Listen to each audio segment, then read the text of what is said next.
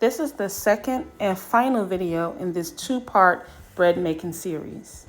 In this episode, we're only going to show you how to make the dinner rolls and the braided rolls and bake everything all together. I'm currently breaking down the dough so that I can make it into workable size pieces in order to form our dinner rolls. You want to make sure the dough fits into the palm of your hand. Here, I'm not really measuring anything. I'm just going to go ahead and start rolling these pieces into balls. You don't have to be perfect. The only important thing I want you to know is to fold that dough into itself and pinch the ends closed. If you do not pinch your ends closed like you see me doing here, that ball will unravel in the oven.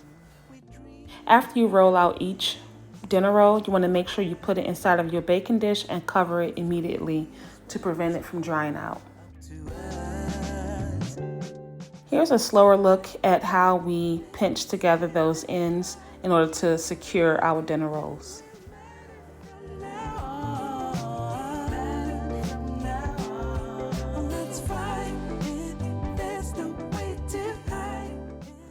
Once you're done with your dinner rolls, you're going to cover them back up and set them to the side. Remember, we still have our bread loaf waiting for all of the bread to be done so that we can bake it all together. You'll see. This part of the video, it may look a little bit complicated, but I promise you it's not. As long as you know how to take strands of hair and twist them or braid them, then you should be able to do the same thing with this dough.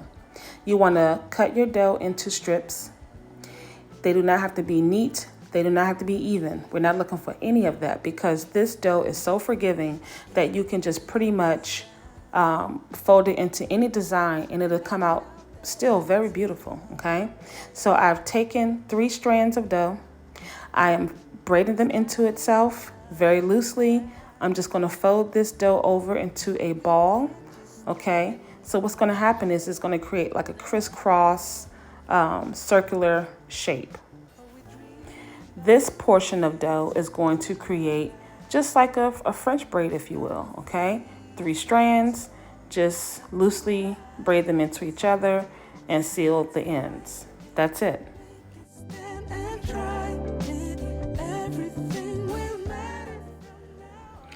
This rope twist is pretty much, a simple thing to do. You just twist the pieces of dough in between your palms, like a palm roll, and then you want to just do one strand over the other. That's it.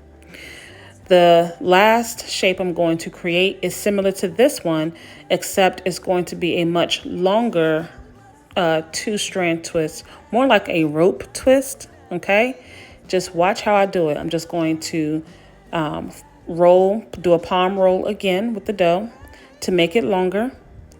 All right, I see that part of this video is cut off, but you'll still see what happens with the dough.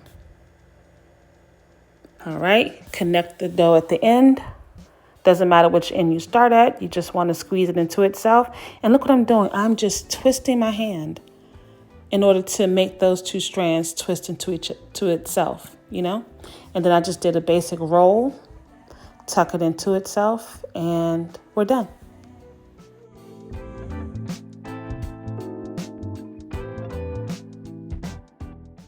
Once the bread is all done rising, you're going to be so proud of yourself because you're going to feel like you've done something that looks like a professional baker did it. Look at this. Now the bread is not even done and it just looks so beautiful, right? You can do this too, by the way. You can do this.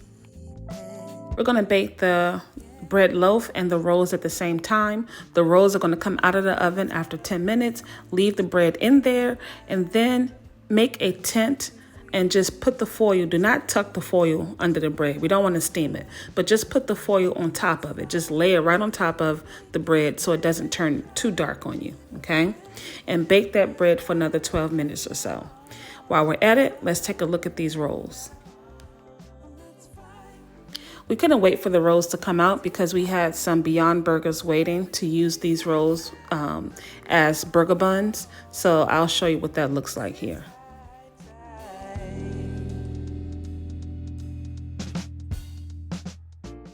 I'm knocking around on this bread to show you that it comes out of the oven really hard. Okay, I wasn't expecting that the first time I made bread, and no YouTuber, no recipe book will teach you that. So just know that your loaf of bread will always come out with a hard shell. It will soften up the longer you let it sit, okay? So don't panic there. And I just want to show you how the rest of the bread rolls turned out. Everything looks delicious, right? You can use butter, you can use olive oil to add some sheen and taste to your rolls, or you can just leave them plain and leave it up to the individual, their own preference. Maybe some people want butter, maybe some people don't.